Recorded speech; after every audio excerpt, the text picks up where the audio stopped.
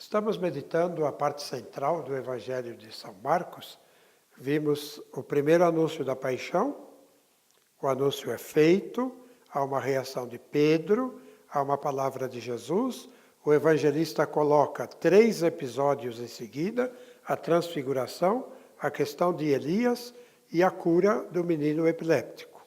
E fecha então a primeira cena, o primeiro episódio do anúncio da paixão de Jesus. Abre um segundo episódio, esse é o arranjo de Marcos, né?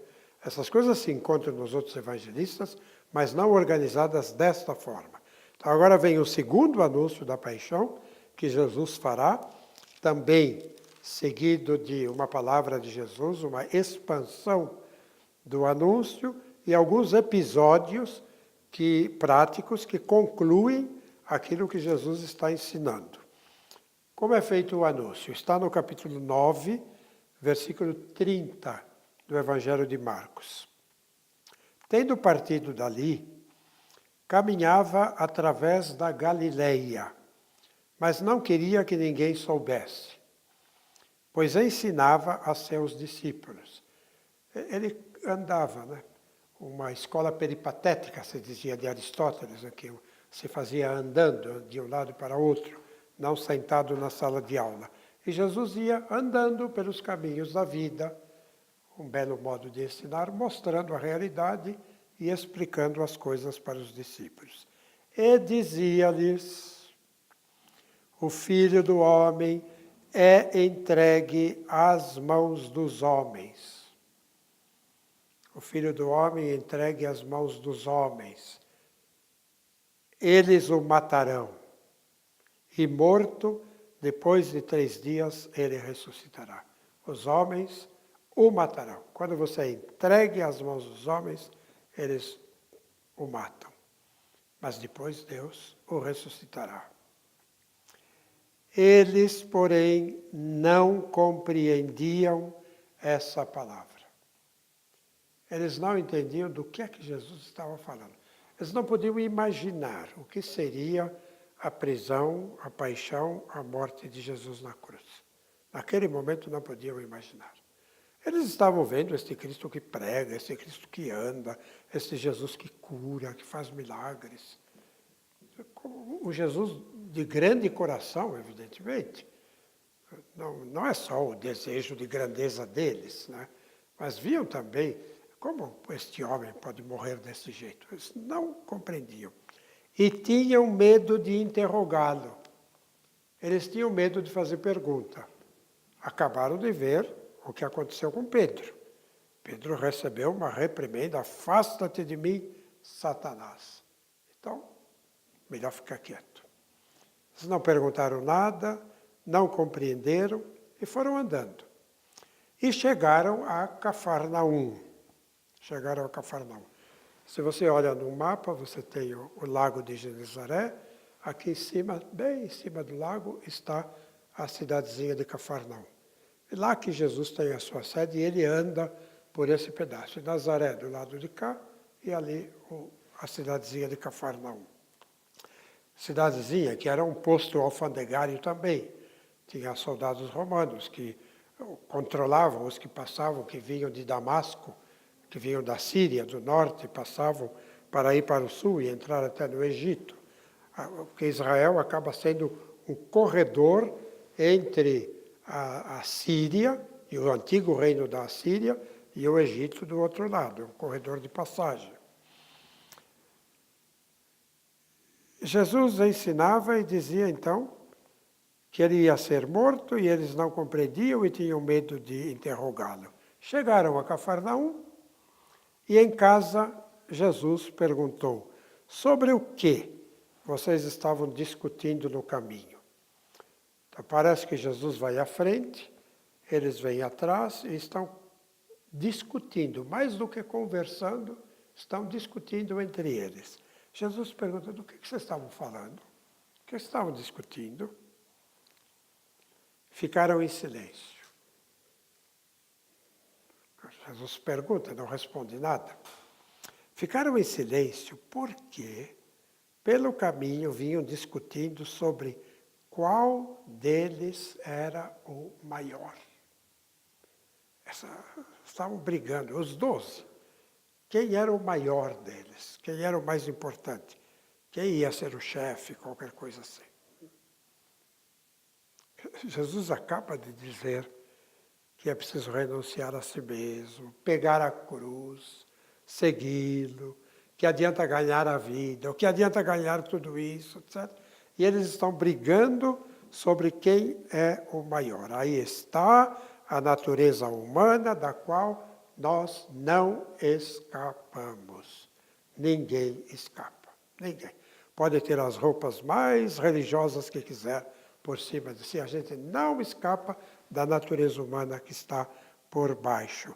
Eles ficaram quietos, porque uma discussão vergonhosa, não? Vergonhosa.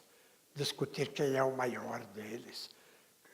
A gente nem dá para imaginar como é que era essa briga, como é que eles, o que falavam, eu sou melhor do que você, ou o que é que diziam entre si. De toda forma está escrito aí, porque ficaram em silêncio, porque pelo caminho vinham discutindo sobre qual era o maior. Então, a cena se arma assim. Jesus anuncia, eu vou ser entregue às mãos dos homens, eles me matarão, mas depois eu vou ressuscitar. E eles brigam para saber quem é o maior. O que tem a ver uma coisa com a outra, né? Jesus anuncia a sua paixão e morte, e eles discutindo prioridades entre eles. Prioridades no sentido de quem é o prior, quem é aquele que é o maior, né? Então, Jesus, sentando-se, ele se senta, toda a cena é muito bem escrita, não é? Se senta com paciência, chama os 12, venham aqui. Se alguém quiser ser o primeiro,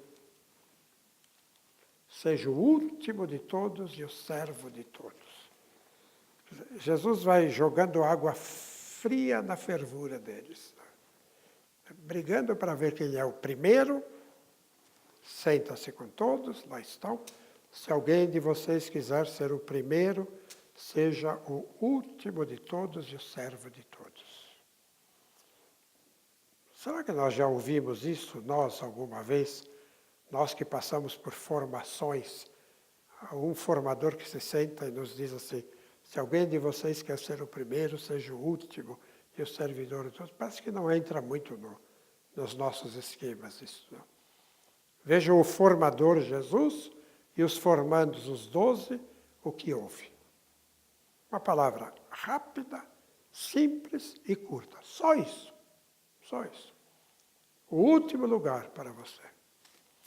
Aí ele pega uma criança, coloca a criança no meio deles, pega-a nos braços. Aquele que receber uma dessas crianças por causa do meu nome, a mim recebe. E aquele que me recebe não é a mim que recebe, é aquele que me enviou.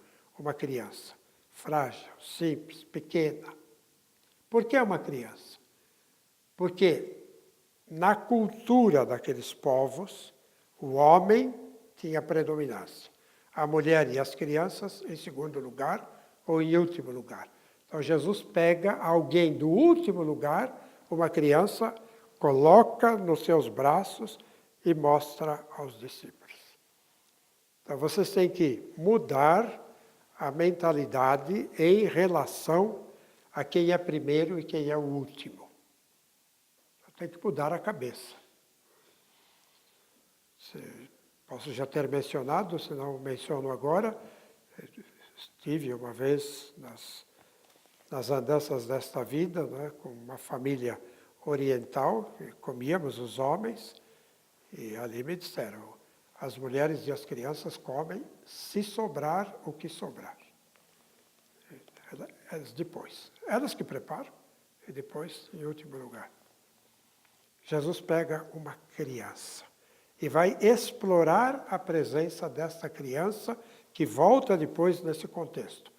Ele abraça as crianças, ele valoriza aqueles que são considerados o último, colocados em último lugar.